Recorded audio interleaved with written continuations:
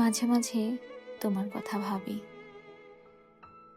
আকাশে জমেছে মেঘ, বাতাসে বৃষ্টির গান, রাত্রির বড় দীর্ঘ, কিছুতেই ঘুম আর আসছে না। একবার এপাশ একবার ওপাশ, আর বিশ্ব চরাচর জুড়ে নিধির স্তব্ধতা।